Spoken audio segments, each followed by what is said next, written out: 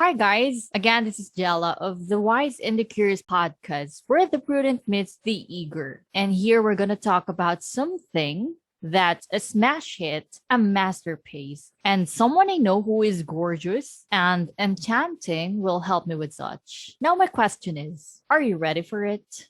Our guest for today is a free spirited, bubbly lady and a diligent accountant. Please welcome Arianne Mengullo. Hi.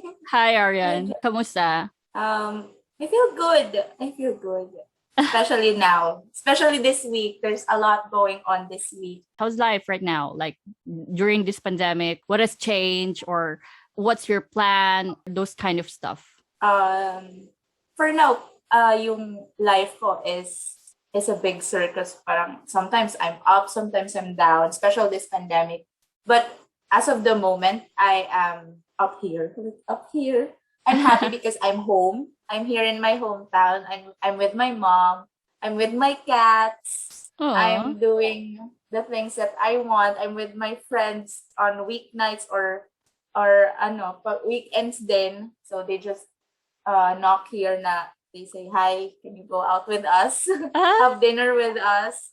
Which is fun. So, yeah, the pandemic is something that not to romanticize, pero somehow it helped me to go back home. I really miss those kind of things kasi I've been staying in Manila for the past 6 years. So, nandun lang ako, umuwi ako dito. Parang pag umuwi ako dito, 1 week lang or 2 weeks. So, mahaba na yung 2 weeks. So, right now, I've been staying here for almost a year, which is fun. So, hmm. yun, na-miss ko yung hometown ko. Feeling ko bata ako ulit. You get to see your childhood friends, all the places that you've been to. Yes. Oh my gosh. My childhood friends, my college friends, and someone is making me happy, and that's the person we're gonna talk about tonight. Could you share Yes. us more about that? Who's that person? What is that person doing to make you happy? You know, that person loves cats as well. She has 3 cats. Si Olivia, si Benjamin, tsaka si Meredith. Her birthday is December 13, 1989. Favorite number niya number 13. So, when you see something 13, I think she's doing something. She's cooking something. Tapos, she's the music industry. We call her the music industry. Like, who can top her own records. Siya lang nakaka-break ng sarili niyang record, and that's Taylor Swift. I'm a big fan of Taylor since grade school, since 2007. Sobrang Oh, fan talaga ako. Yes, as in, may tinatawag kapag mga Swifties, sa ano namin, sa generation namin, ang tawag nila sa amin, senior Swifties, parang wow naman mga senior Swifties. Kasi we started 2007. but how did you start loving her or idolizing her music? All started when I heard her song Teardrops on My Guitar. Parang ang ironic nga kasi hindi naman ako marunong mag-gitara. Wala naman akong gitara. Para saan? Saan ako nakakonect? Hindi ko alam. There's something lang na parang sobrang bop ng music niya na mapapa LSS ka or very earwormy siya na parang papakinggan mo siya. And then eventually nagustuhan mo na lang siya. Then ang unique sa kanya is she connects with her fans online. Nalala ko MySpace era pa, sobrang tanda ko na ba. Pina-follow niya ako. Tapos parang sabi ko, oh my God, may Hollywood na artista na pina-follow ako. Totoo ba? So parang nagkaroon ng ganong connection na up until now, sa Tumblr, pina-follow din pa rin niya ako. Which is fun. Parang ang unique lang ng feeling, nakakaano siya, merong ganong klaseng connection with her. She doesn't know me, I don't think so she knows me, but she appreciates me in that kind of, in that way. So, parang nakakatuwa lang. Just to share, that's one of my favorite songs. I loved that song more because I had a crush on a guy and his name is blah blah Drew. So there's tears. Drew looks at me, I fake. And I was like, this song suits me. But anyway, so you started loving her way back 2007, right? Yes, yes. Nagsusulat ako ng lyrics sa likod ng notebook ko. Tapos hindi ko nga alam kung tama yung lyrics ko. Basta pinapakinggan ko lang siya sa radio. Sobrang inosente, sobrang bata. Basta alam ko siya si Taylor Swift. And how is she inspiring you with your life? When I was younger, inspiring siya kasi, unang siguro kasi pag bata ka, physical appearance muna. Ang ganda niya, ang galing niya kumanta, di ba? I'm not really a Swiftie, but based on what I'm seeing sa internet, like she's very down to earth. So I know that this past few days, I'm seeing your post about this so-called short film, and Yes. I want you to really tell the story to us because I can watch it, but decoding it's something different, especially when you really love the person who created that art. Grabe, hindi ko alam kung paano ko siya i-describe. As a Swiftie, syempre una na excite ako na parang finally it's here. But while I was listening to it, una yung lyrics pa lang kasi nauna yung lyric video eh. Parang sabi ko, oh my God, grabe Taylor, mapanakit ka. Oh my God, parang gumaganon ako. Pause ako ng pause, parang sabi ko, wait lang. Uy, grabe girl. Uy, sino nanakit sa'yo? Halika dito, yakapin ka namin. Pero parang at the same time, girl, yakapin mo naman ako din. Nasaktan din ako sa kanta mo. Parang ganun yung naging feeling. Tapos nung napanood yung short film, as in, nga ako na parang, oh my God, ganyan kalala. So, ganyan kalala yung emotions, ganyan kalala yung interpretation pa lang ng song. So, wala, jaw-dropping lang talaga. Ganun yung first impression ko dun sa lyric video and dun sa short film. So, parang, tulala ka lang. Actually, I watch it, the film, the short film.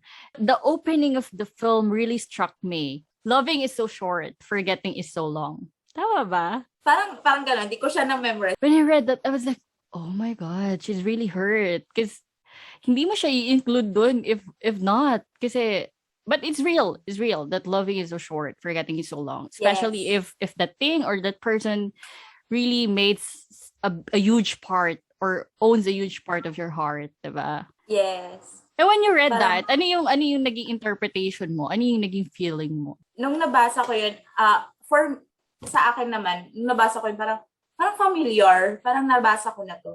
Which is, na-conclude ko siya after kong panood yung film sa Twitter, na parang, yan yung diniscuss niya sa prologue, tapos parang prologue ng album niya, yung bagong, yung original na record last 2012. So parang nasabi niya yun eh.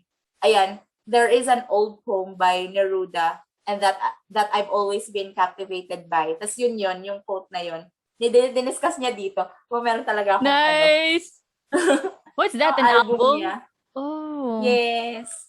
Album. Ito yung unang recorded. Tapos yung re-recorded version niya, Taylor's version, paparating pa lang yung akin. Oh my God, girl!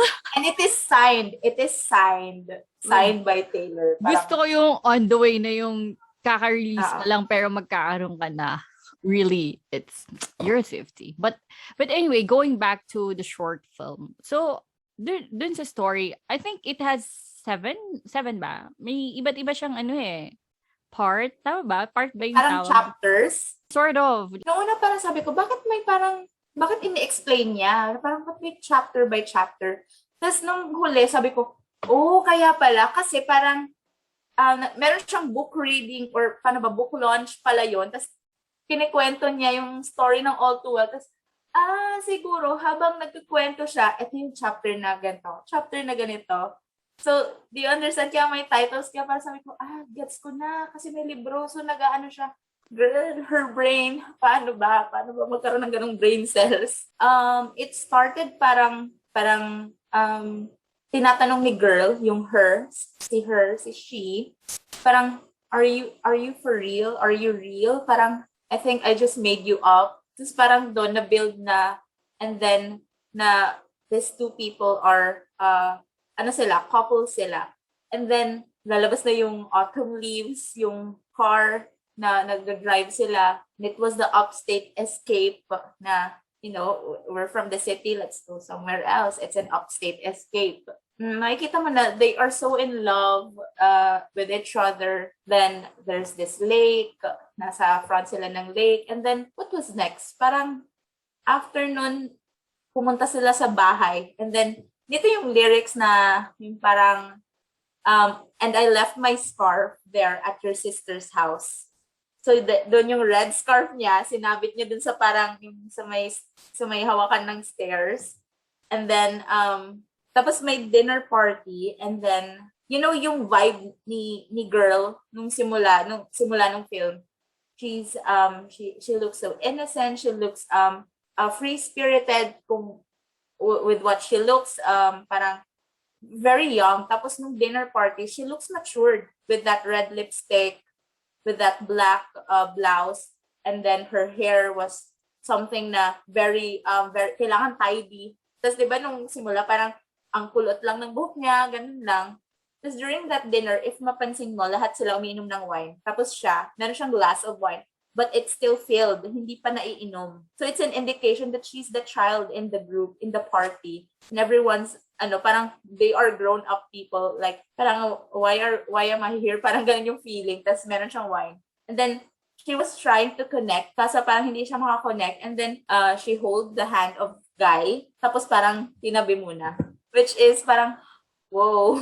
It hurts. Tapos parang kung sasabihin mo, hindi ko naman napansin, anong sinasabi mo? And then they had this really long argument. Well, may nagugas ng plato. Parang, Yeah, I'm seeing a lot of memes. pinagtawanan ko yun kasi sabi ko, di ba siya yung bisita? Ba't siya yung naghugas ng plato? So parang katawa ako doon. Tapos imagine nagkaka-argument sila. Tapos habang nag-argue sila, dinadagdagan yung hugasin niya. So sabihin, sino hindi magagalit doon, girl? natatawa ako doon na parang, pero kung pag pinakinggan mo yung pinag-uusapan nila, parang it's something na they are both not good communicators. We must admit that na parang naman sila hindi sila marunong mag-communicate. If you're pissed off, you should tell your partner. But at the same time, if your partner's pissed off, hindi ka dapat dumadagdag. Parang ganon. Yun yung parang naging gist doon. So, after that, parang nagkakaroon ng flashbacks na meron siyang keychain, di ba nasa car, na meron, the keys. Tapos, imbes na ibigay mo ng maayos, parang tinapon, tapos nasa ground na siya, na parang, okay, pulutin ko na po. Tapos may nakalagay, yung keychain nakalagay doon, F the patriarchy. Parang, ayaw mo sa patriarchy, but look what you're doing to me. You're just throwing me the keys. Diba? And, ano ba yung mga next one? Then there was this, pero meron din yung fireplace, scenario na parang naglalaro sila. And of course, yung pinaka-inaantay namin, ano ba yung itsura ng dancing in the kitchen with the refrigerator light? So nakita namin yung parang, yung ayun sila, sumasayaw sila sa kitchen with the refrigerator light. And then we were able to decode it. Kasi if you will watch the short film, there were two colors sa background. Yung isang color, yung refrigerator light was blue. Tapos yung other side was something yellow or red or basta something warm. Tapos parang nakatapat siya. Dito sa may blue side is si guy. Tapos yung dito sa may warm side is si girl. Parang dun na-explain na the guy was really cold. And then there's this girl with her warmth, her sunshine. She's really a happy person. So parang nagkaroon ng contrast. So dun namin na-decode na gets na namin yung refrigerator light. Ganon. Oh my God, you're very keen to details. Like, I just watch it. It's a Swiftie thing. You should check every little detail because she leaves Easter eggs. Ganun yung, parang, wait lang, baka may Easter egg. So, when you say Easter egg, di ba pag Easter Sunday may eggs, na kailangan mo pa siyang i-dig, kailangan mo siyang hanapin. So, yun yung parang, where's the Easter egg? Wait lang, meron bang iniwan si ate girl? Kasi mahilig siya mag-leave ng Easter egg, tapos connected siya sa next release niya. Like, kung may next album siya, kung may next siyang, kung ano-anong ilalabas, ganun. Kaya, kailangan maging keen to details. Parang, ano nangyari? Wait lang, ano meron? Ganon. And also that kind of setting, your setup na merong blue and warm light, I think it also signifies, wow, this is me decoding now. Oh my God, I'm turning to be Swiftie. But I think it's more of the feelings while they're in a relationship, the other person doesn't just feel the same way. I think akala ko masaya tayo, but look, I'm just the only person who's feeling this kind of feeling, or hindi tayo same ng level ng intensity. Do you get what I'm saying? Yes, yes. So parang binigyan niya talaga ng contrast. Hinighlight niya yung contrast na, we're different worlds here. We're trying our best to be one, pero wala, we're different worlds here. And being different to each other is damaging. Kaya yung parang she was asking, merong part doon, which is a new lyric. Hindi wala to sa original. Yung sinabi niyang just between us, did the love affair maim you too? Tapos parang sabi namin, Taylor, ano na namang word yung maim? Wait lang, mag-google kami. Ang hilig niya kasi maglagay ng words na hindi siya conventional, hindi siya usual English words na ginagamit natin everyday. Because she's a Scrabble queen. Parang walang nakakatalo sa kanya sa Scrabble. So, Wow, cool. Oo, so yun yung pastime nila ng mom niya, mag-Scrabble. So, hindi ko na i-question kung saan nanggaling na naman tong mga words ni ate girl. Maim means damage or hurt. So, just between us, did the love affair hurt you too? Parang ganon. So, she's asking, baka ako lang yung nasaktan kasi you're cold. You're like this. Oh my God. It's really painful all throughout habang pinapanood mo. Parang, kumaring kulot. That's how we call it. Filipino Swifties call her kumaring kulot. Parang kumaring kulot, bakit ka nananakit? Bakit may ganitong pag-atake? Actually, ang galing mo. Hindi ko napansin yung wine. Hindi ko napansin na nag-mature yung itsura niya. I don't know kung saan nanggaling yun. Baka iba yung napanood ko. But wow, your eyes. Parang, actually, na-develop ko na lang yun. Habang binabasa ko rin yung ibang tweets, yung ibang observations ng ibang Swiftie. So parang sabi ko nga, no. Pero yung initial ko talagang observation, yung bigla siyang nag-mature kasi yun yung time na parang nagpa-flashback siya sa akin as a Swiftie na parang ito yung itsura niya nung time na parang bigla siyang umunat yung buhok niya, biglang ganito yung itsura niya. 'Di ba parang nawawala yung parang child heart niya, yung inner child heart niya, parang biglang nawawala, which is not nice. Parang it's sad. You have to, you are seeking validation just to keep up. Maybe she just loved the guy too much. That's Yes, why. and yung parang iniisip ko din, kasi sabi nila, this is about Jake Gyllenhaal. Tapos, if you go back, 3 months lang silang nag-date. So, parang, grabe yung damage nito 3 months lang to. What more pag years pa? Oh my God. Oh, correct. she's gonna make a huge film. I mean, a big time film out of that love affair. Tatalunin niya yung Avengers actually. Yung last na movie ng Endgame. Avengers. Endgame. So, haba nun. So apart from that, any other things that you've seen na parang madedecode pa natin or something that you want to share about the film? Actually, if you know the music video Lover, she released in 2019, maraming pinagkaiba. I mean, maraming maraming connected na parang nagkaroon ng transition. Just like, for example, yung birthday party niya, yung may cake siya, tapos may friends siya dito, pero parang there's something empty, there's something lacking. And her father told her na it's supposed to be fun, turning 21. Tapos, pag pinanood mo yung music video ng Lover, meron doon part na naglo-blow din siya ng candles, pero yung kasama niya, isang tao lang. Yung boyfriend niya, who is, it was represented for Joe Alwyn, yung current boyfriend niya, current partner niya.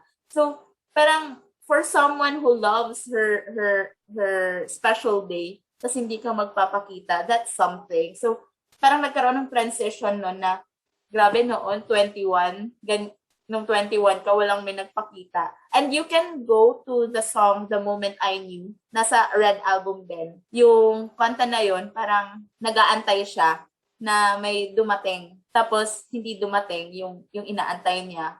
What else? Maraming ano dun yung umiiyak siya sa bed, mag-isa.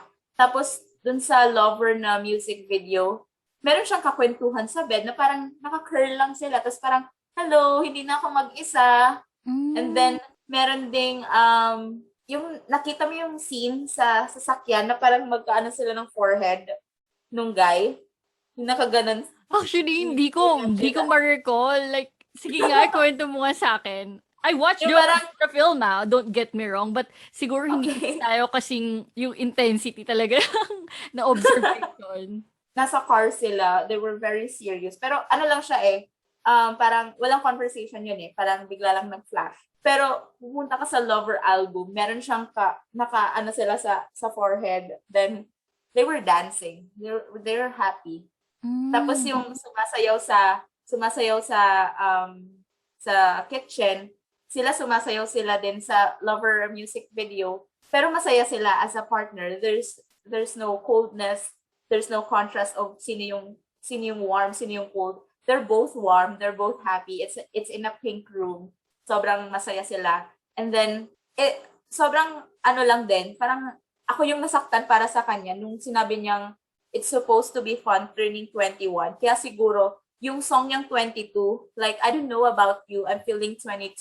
Parang, Oh, doon na lang cool. niyang bumawi. Like, if I had a very bad birthday last year, this year, I don't care about you, I'm I'm feeling feeling 22. 22. Kaya parang nagiging sad sa akin yung song na 22 ngayon. Kasi may meaning na siya na parang, girl, ito yung ano mo, ito yung ginawa mo para maka-move on ka. Ito yung parang, 'di ba? Imagine visitin mo na yung kahit anong araw sa taon na 'to, wag lang birthday ko. Kahit Uh-huh. sino naman siguro, 'di ba? Tapos yun, naging sad para sa akin yung song na 22 ngayon. Mula nung napanood ko yung film and this entire lyric video na parang nalungkot ako para sa kanya na kailangan niyang pagdaanan yung You kept me as a ah, secret while I took you as an oath. Tama ba? Correct me. yes. I'm not really particular with the lyrics, but you can correct me. Yes, actually, bago siya eh. Ngayon lang to na-release. So, nung nabasa ko to, parang, ang sakit naman nito. Parang, you kept me like a secret, but I kept you like an oath. Sacred prayer, and we'd swear to remember it all too well.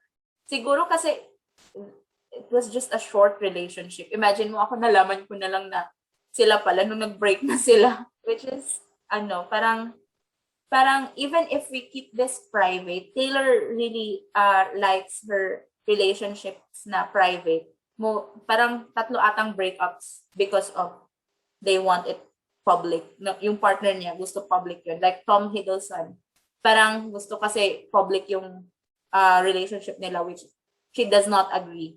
Ayaw niya talaga ng public relationship. So, yun yung speculation na nag-break sila. Same with who else? Who is this person again? I forgot.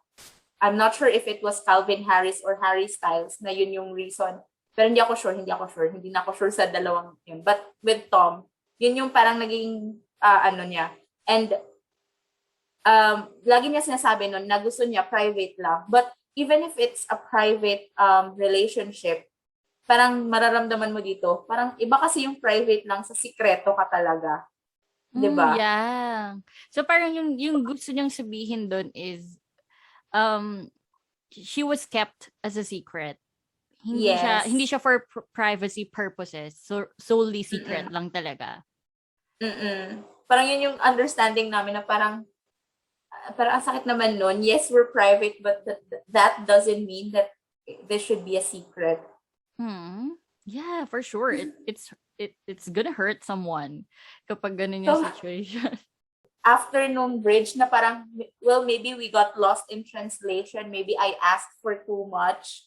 But maybe this thing was a masterpiece till you tore it all up. Itong bridge na to, ito yung naging famous bridge ever.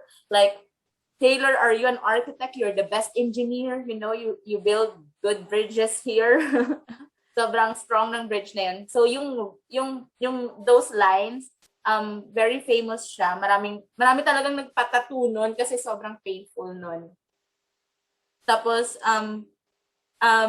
they say all's well that ends well, but I'm in a new hell, and every time you double cross my mind. So, pag pumapasok, imagine mo yung parang today, I'm good, I moved on, but then you came into my mind again.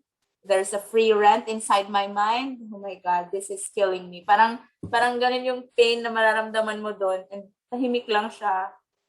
Actually, may parallelism dun sa Lover na music video. Yung nakaupo lang siya, tapos parang nakatulala lang siya. Do you remember that scene? Tapos sa Lover, pag pumunta ka sa Lover music video, nasa attic siya nun, nakatulala lang siya, pero may pumunta para sa kanya, para Ah. damayan siya. Di ba? Parang may development. May development yung life story niya. Okay, Which from is, someone na lagi siyang alone, aloof, biglang dun sa other song niya, meron ng someone. meron na, parang nasa attic siya, mag-isa siya, then biglang may umakyat ng, parang sige, samahan kita. If you're sad, I'm here. I'll Hmm. sit beside you. Which, That's so, yung super painful yung All Too Well, because I'm seeing a lot of friends posting or talking about it. So you're one of those, but really I have a lot of friends talking about that kind of film. So that's why I got intrigued. Like, ano ba to? Like, panoorin ko nga. And then that's the time that I realized, oh my god, I have to invite Arianne. I have to have her thoughts about this matter. And this film is really about heartbreak. I mean, it doesn't talk lang about heartbreak, but majority of the scenes ay nagpa-pertain sa yes. heartbreak. Kasi there were times naman at sa first part no na happy sila. It's like they're really Mm-mm. in love with each other, right? But yeah, that's life eh. It changes eh. And we don't really know what's gonna happen next. But that kind of film, that's really like, oh, just wait lang. Mag-emote pa ako. And then Oo, pabigat ng pabigat, right? pabigat siya ng pabigat. Hindi ka broken-hearted, pero maghahanap ka ng, wait lang, kanino ba to pwede i-relate? So, hindi ka broken-hearted, naghahanap ka ng gulo para, para Yeah. makarelate ka. Pero painful talaga siya.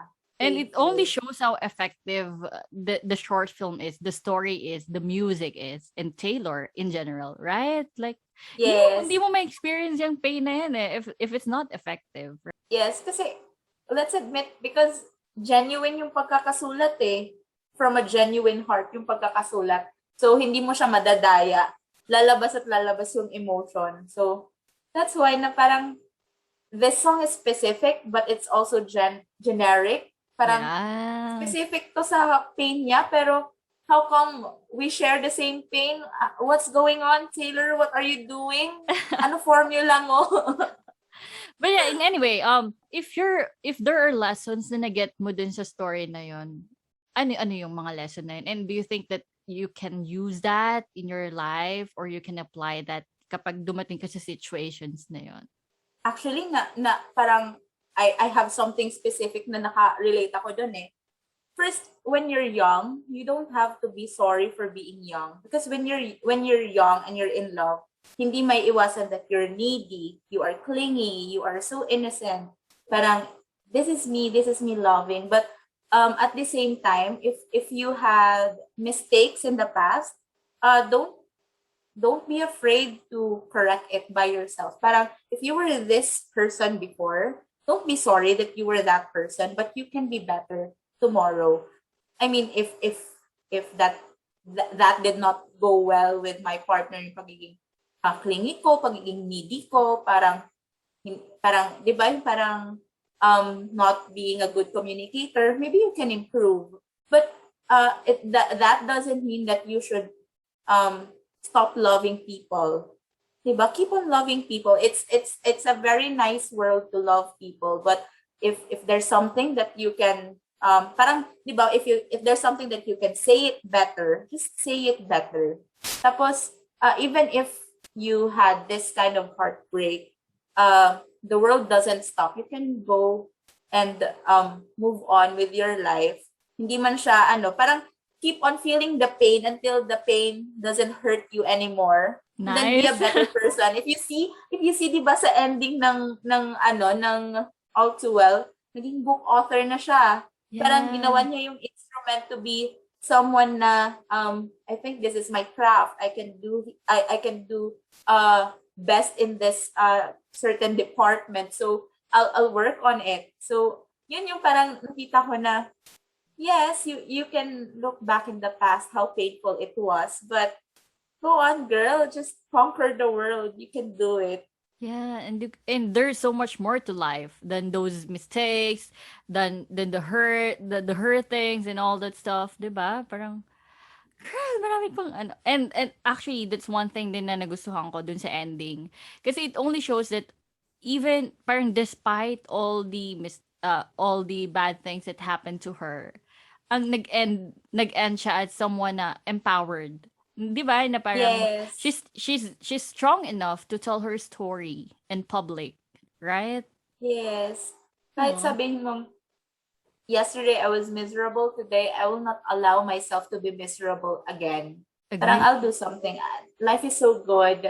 I'll move forward. You can, yes, acknowledge the pain. That's very important. It's very important to acknowledge the pain. And you should not be ashamed for being hurt. But after that, go on. Wash your face. Do whatever you want. Mag-skincare ka, girl. And then conquer the world. Diba? Parang Yeah. ang nice lang.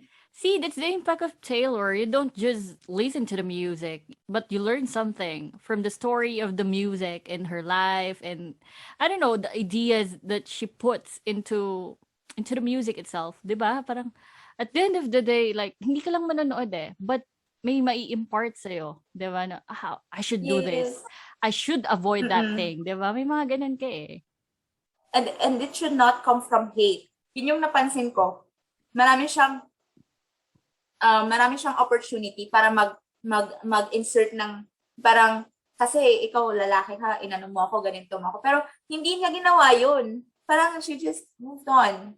She cried, one face, tapos parang biglang nag-transition, the Taylor, si Lobas na si Redhead Taylor, tapos may book launch na siya. Ganun lang, hindi siya nag-dwell dun sa Yeah. hate. She focused on her improvement, which is really nice. She has many opportunities to insert a lot of hate things on the film, pero hindi niya ginawa, which is impressive Yeah. actually. Ako, ang ano ko naman diyan is may other part din ako na I'm giving the benefit of the doubt to the person, to the guy. Kasi of course, we don't know the Yes. entire picture, the entire Mm-hmm. story. Because we were just, served with this kind of story. But sabi nga nila, there are three kinds of story. Yung kanya, yung sayo, at yung totoo.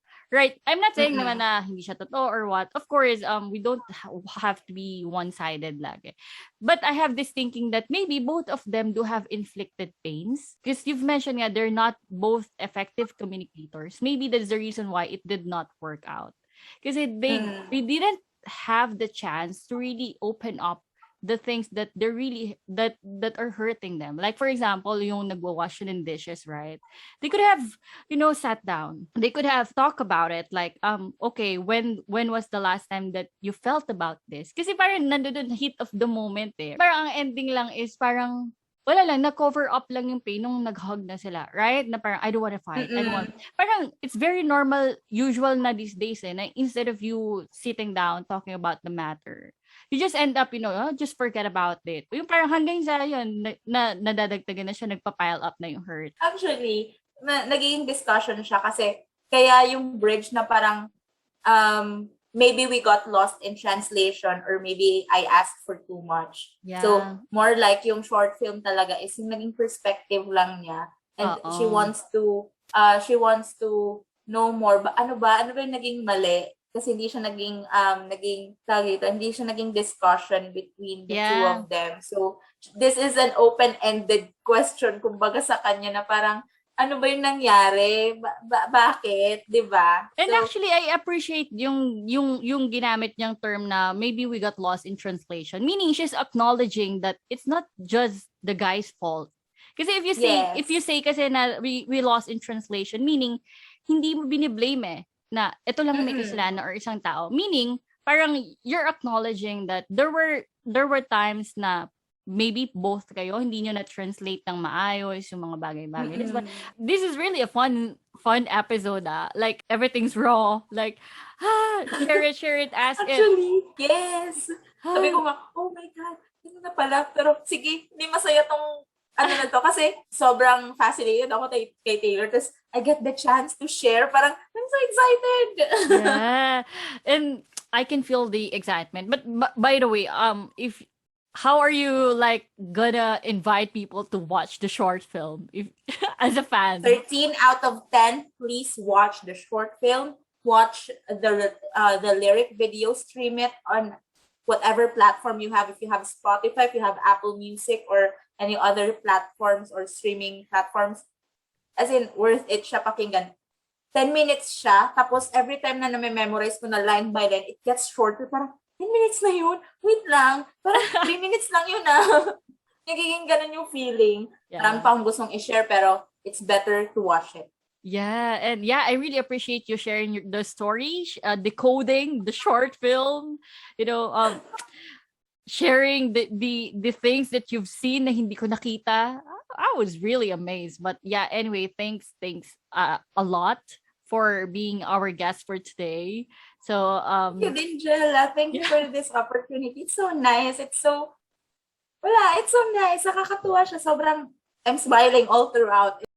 thanks guys for listening to this amazing, fun, and wonderful episode. I really enjoyed it. I hope that you did enjoy it too. Again, this is Jell of the Wise and the Curious podcast, where the prudent meets the eager. See you later.